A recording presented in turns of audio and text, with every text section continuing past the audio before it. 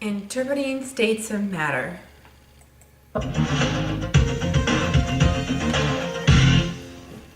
States of matter.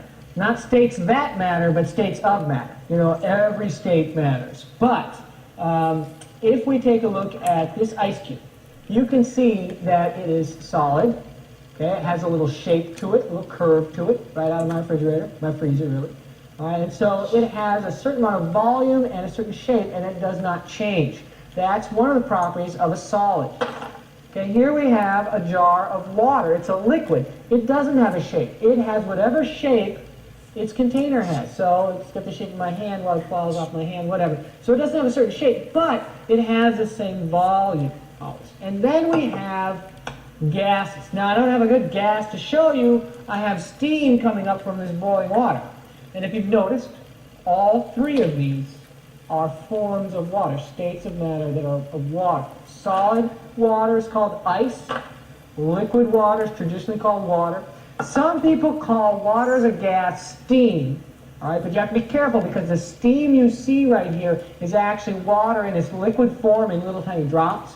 But the steam that you can't see, okay, water when it's a hot gas, okay, we can call that steam. That is another form of water. Now gases don't have a certain shape and they don't have a certain volume. You can change their shape by putting them in a different container, and we can change their volume by warming them up. Now to some extent, yes, you can change the volume of some things by warming up slightly, as we talked about with density, but for the most part, the volume does not change.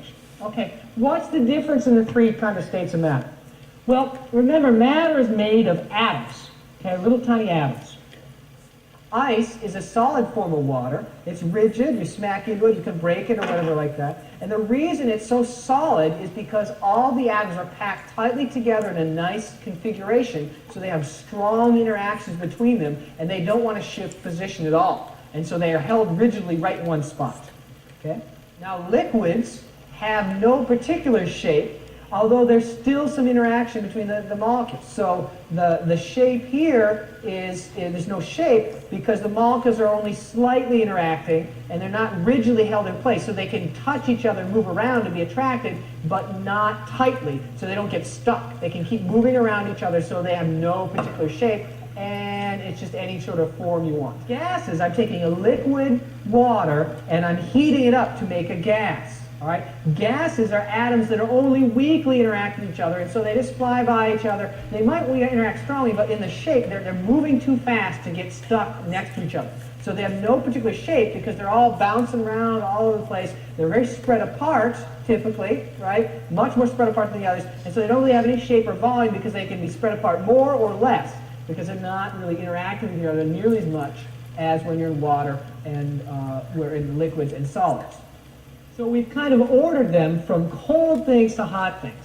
And if you think about that, remember, heat is a way of adding energy to things to change their temperature. Okay, and the more temperature you have, the higher temperature you have, the higher temperature, the more heat you have, the more energy you have, and so things are moving faster. So things in solids are moving very slowly, thus they're kind of hard. They're not going to move out of the way. Things in water are moving a little bit faster, and the liquids moving a little bit faster. They can move out of the way, but if you smack water hard enough, it can still hurt. It can jump off like a high diving board. It moves out of the way a little bit slower. And then gases are moving really fast. And they're moving all over the place, and so they have the highest amount of energy and they're moving fast. And you can convert between them. If I take a solid piece of ice and put it in a liquid, stir it on up, and it melts, disappears, because I've converted from a solid to a liquid. When you call that, we call it melting.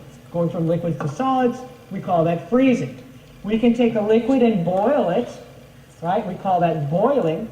And if it's a gas and it goes down to a liquid, we call that condensing. And there's even some cool things that can happen. If you take an ice cube, a little experiment you can do, and put it in your freezer at home and just leave it in the freezer for a long, long time, it will sometimes evaporate down into nothing because the ice will change to a gas without ever going to a liquid. That's called subliming. And it's pretty cool. You can also go that backwards, and I don't remember what it is offhand. So now let's take a look at a really cool demonstration of some states of matter. So now I'm going to take liquid nitrogen.